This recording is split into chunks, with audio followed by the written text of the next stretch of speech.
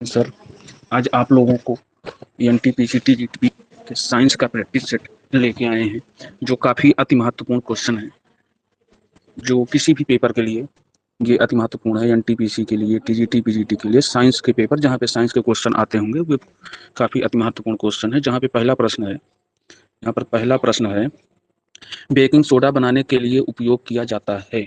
पूछा जा रहा है बेकिंग सोडा बनाने के लिए उपयोग किया जाता है। तो बेकिंग सोडा बनाने के लिए उपयोग किया जाता है, तो बेकिंग सोडा बनाने के लिए क्या उपयोग किया जाता है पूछा जा रहा है। तो बेकिंग सोडा बनाने का सोडा किया जाता है। क्या उपयोग किया जाता है? खाने का सोडा। अम्ल जो, अगला क्वेश्चन है, अम्ल वे पदार्थ हैं जो जो जल से अभिक्रिया करके हाइड्रोजन गैस उत्पन्न करते हैं। अम्ल वे पदार्थ हैं जो जल से अभिक्रिया करके हाइड्रोजन गैस उत्पन्न करते हैं। जलीय विलयन में हाइड्रा ऑक्साइड आयन बनाते हैं। जलीय विलयन में हाइड्रोनियम आयन बनाते हैं। जलीय विलयन में हाइड्रोजन आयन की सांद्रता को कम कर देते हैं। तो देखिए, अम्ल वे पदार्थ हैं जो जलीय विलयन में हाइड्रोनियम आयन बनाते हैं। क्या बनाते हैं? Hydronium ion. सी ऑप्शन है इसमें सही। क्रिस्टलीय धावन सोडा से क्रिस्टलन जल के अणुओं की संख्या होती है। पूछ रहा है इसमें कि क्रिस्टलीय धावन सोडा में क्रिस्टलन जल के अणुओं की संख्या होती है। मतलब यहाँ धावन सोडा का सूत्र पूछ रहा है। किसका सूत्र पूछ रहा है? धावन सोडा का सूत्र। तो धावन सोडा का सूत्र आप सबको पता होगा कि धावन सोडा का सूत्र होता है Na2CO3 10H2O। धावन सोडा मतलब धोने वाला सोडा, Na2CO3 10H2O।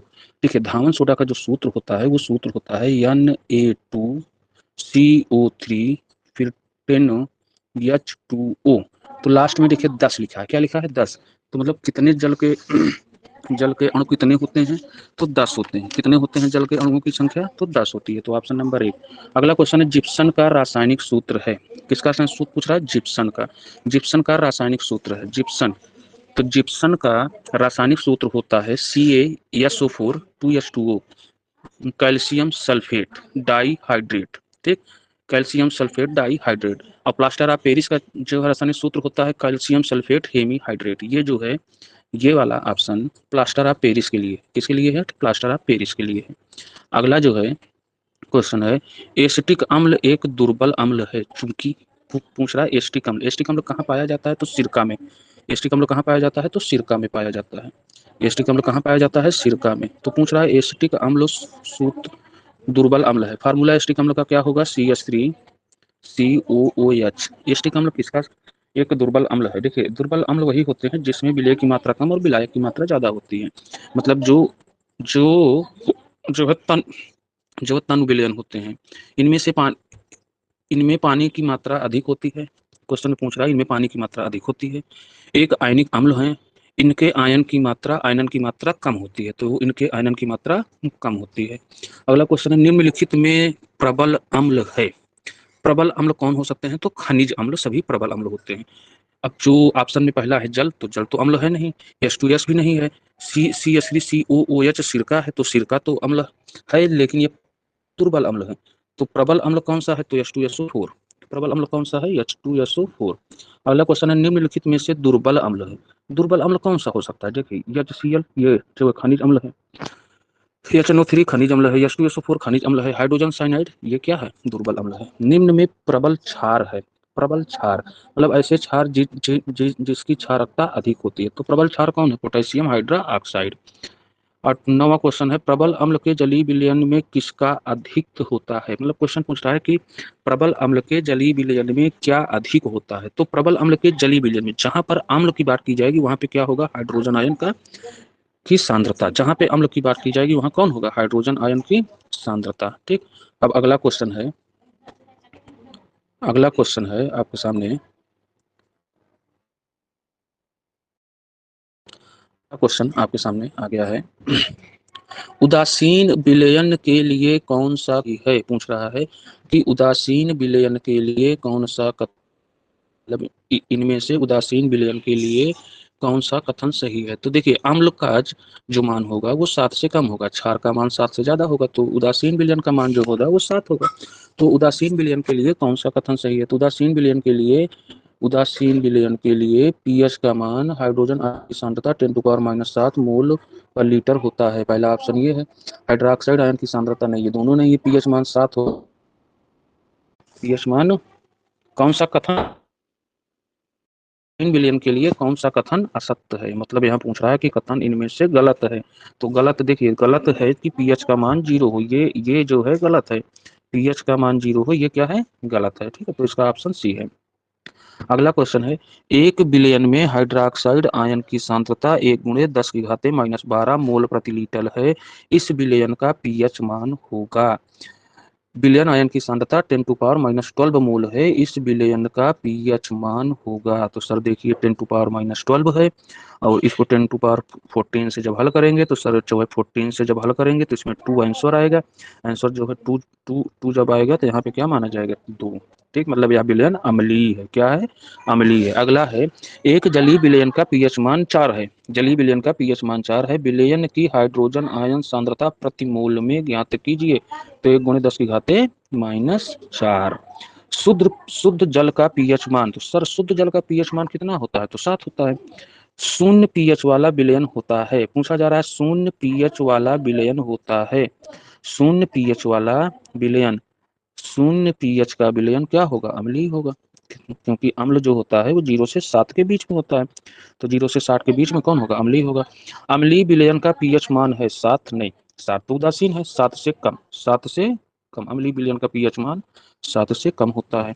अगला क्वेश्चन है, एक हाइड्रोक्लोरिक अम्ल की शक्ति 10⁻⁻2 है, इस विलयन का पीएच मान ज्ञात कीजिए। तो इस विलयन का पीएच मान 2 होगा। H2S विलयन का पीएच मान है H2S। हाइड्रोजन सल्फाइड के विलयन का पीएच मान, हाइड्रोजन सल्फाइड के विलयन का पीएच मान, हाइड्रोजन सल्फाइड अम्ल होता है तो पीएच मान 7 से कम होगा। 7 से 7 से कम होगा, 7 से कम होगा। अगला क्वेश्चन है, ए कामा बी कामा सी तथा डी विलयनों के पीएच मान क्रमशः 11, 9.5, 3.5 तथा 6.5 है। इनमें सर्वाधिक क्षारीय होगा। कह रहा है कि पीएच, तो देखिए जो 3.5 है ये तो अम्ल हो गया, तो ये तो क्षार हो ही नहीं सकता है। और 6.5 ये भी क्या है? अम्ल है, तो ये तो क्षार हो नहीं सकता, क्योंकि क्षार जो है वो 7 से 14 के बीच में होता है। 7 से जैसे ऊपर चलेंगे तो उनकी क्षारकता क्या होगी? बढ़ेगी। अब पूछ रहा सर्वाधिक क्षारी है, तो सर्वाधिक क्षारी कौन है? 11 है। तो 11 किसका मान है? ए का। तो आंसर इसमें, अच्छा ए ऑप्शन में ए है भी, तो आंसर कौन सा हो जाएगा? ए। ठीक। अब अगला क्वेश्चन जो है, अगले क्वेश्चन में ये कहा जा रहा है कि क्षारीय विलयन में फिनाइलिन सूचक का रंग होता है। क्षारीय विलयन में फिनाइलिन सूचक का रंग होता है, तो सर क्षारीय विलयन में फिनाइलिन सूचक का रंग लाल होता है। क्या होता है? लाल होता है। क्षारीय विलयन में फिनाइलिन सूचक का रंग लाल होता है। क्षारीय विलयन में मेथिल ऑरेंज का रंग होता है। क्षारीय विलयन में मेथिल ऑरेंज का रंग होता है, तो पीला। कैसा होता है? पीला। प्रबल अम्लीय विलयन में मेथिल ऑरेंज का रंग होता है। अम्ल में पूछ रहा है, प्रबल अम्लीय विलयन में मेथिल ऑरेंज है। निम्नलिखित में अम्लीय लवण, तो देखिए लवण को पहचानने का तरीका होता है, एक सामान्य लवण होता है, एक अम्लीय लवण होता है और एक क्षारीय लवण होता है। तो यहाँ पे पूछ रहा है अम्लीय लवण, तो देखिए जिस जिस लवण के बीच में हाइड्रोजन दिख जाए, जिस लवण के बीच में हाइड्रोजन दिख जाए तो वो क्या है? अम्लीय लवण है। क्या है? ठीक, अम्लीय लवण है। जिस लवण के बीच में हाइड्रोजन दिख जाए तो वो क्या है? अम्लीय लवण है। और जिसमें हाइड्रोजन या हाइड्रा ऑक्साइड दोनों ना दिखें तो वो क्या है? सामान्य लवण है। और जिसमें हाइड्रा ऑक्साइड आयन दिख जाए, जिनमें हाइड्रा ऑक्साइड आयन दिख जाए तो वो क्या हो जाएंगे? क्षारीय लवण हो जाएंगे। तो देखिए यहाँ पे अम्लीय लवण पूछ रहा है। अम्लीय लवण थे सोडियम हाइड्रोजन सल्फेट, देखिए Na और SO4 के बीच में कौन दिख गया? H, तो वो क्या हो गए? अम्लीय लवण। पूछ रहा है कि 23वां क्वेश्चन है, 23वें क्वेश्चन में पूछ रहा है कि संकर लवण है। संकर लवण क्या होता है? दो अलग अलग लवणों से मिल करके बने नए लवण को संकर लवण कहते हैं। दो अलग अलग लवण से मिल करके बने नए लवण को संकर लवण कहते हैं। संकर लवण में फिटकरी भी एक प्रकार का संकर लवण है। यहाँ पे कौन है? तो sodium sulphate, ferrous sulphate 24H2O, ये क्या है? संकर लवण है। कैसा लवण है ये? संकर लवण है ना। ये आंसर गलत हो गया है। संकर लवण इनमें से Na3FeCN6 है, Na3FeCN6 होता है। अगला क्वेश्चन है 24वां है, किसी विलयन की मोल प्रति लीटर में हाइड्रोजन आयन सांद्रता 10⁻1 है तो पीएच का मान बताइए। तो देखिए हाइड्रोजन आयन की सांद्रता 10⁻−1 है तो पीएच का मान भी कितना होगा, 1 होगा। हाइड्रोजन आयन सांद्रण का मान 10⁻−5 मोल प्रति लीटर है तो पीएच का मान बताइए। तो 10⁻−5 हाइड्रोजन आयन की सांद्रता है तो पीएच का मान 5 होगा। ठीक, अगला जो क्वेश्चन है, अगले क्वेश्चन में कह रहा है एक बिलियन में हाइड्रोजन आयन का सांद्रण 1×10⁻⁻7 मोल प्रति लीटर है, बिलियन का पीएच मान होगा। तो सर पीएच मान 7 होगा, जितना यहाँ मान दिया है वही हो जाएगा। सोडियम कार्बोनेट का जलीय विलयन होता है, अच्छा क्वेश्चन है ये। सोडियम कार्बोनेट का जलीय विलयन, तो सोडियम कार्बोनेट का जलीय विलयन क्षारीय होता है। कैसे होता है? क्षारीय होता है। अगला जो क्वेश्चन है, सोडियम कार्बोनेट के जलीय विलयन में कार्बन डाइऑक्साइड अधिकता में प्रवाहित करने पर प्राप्त होता है। तो सोडियम कार्बोनेट के जलीय विलयन में कार्बन डाइऑक्साइड की अधिकता में प्रवाहित करने पर प्राप्त होता है NaHCO3, सोडियम हाइड्रोजन कार्बोनेट।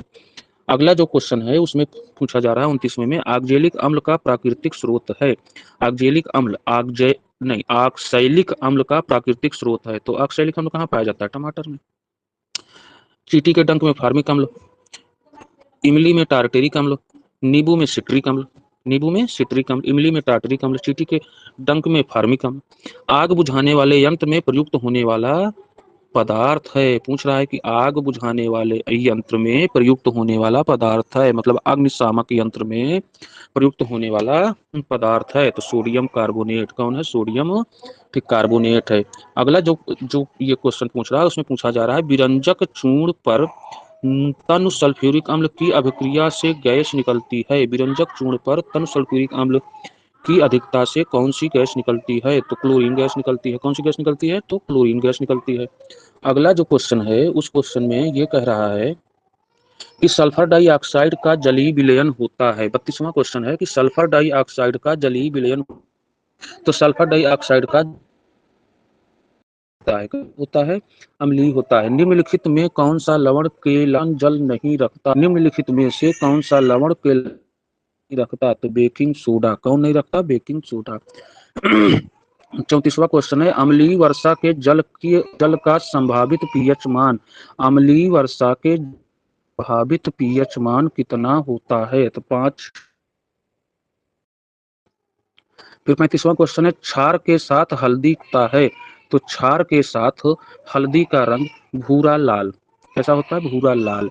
किसी विलयन का पीएच मान 3 है तो विलयन है, तो सर पीएच मान 3 है तो विलयन कौन सा होगा? अम्लीय होगा। किसी विलयन का पीएच मान अगर 3 है तो विलयन कैसा होगा? अम्लीय होगा। मान 3 है तो विलयन अम्लीय होगा। फिर अगला क्वेश्चन है, सल्फ्यूरिक अम्ल में सल्फ्यूरिक अम्ल में अम्लीय हाइड्रोजन पर क्या? अच्छा, सल्फ्यूरिक अम्ल का फार्मूला क्या होता है? तो H2SO4।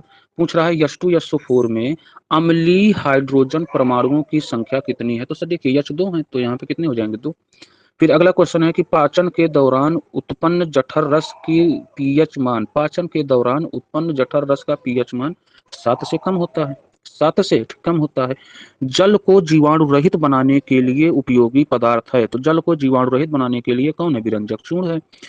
अगला क्वेश्चन है 40वां, धावन सोडा का रासायनिक सूत्र है। तो धावन सोडा का रासायनिक सूत्र सोडियम कार्बोनेट 10H2O, मतलब Na2CO3 10H2O।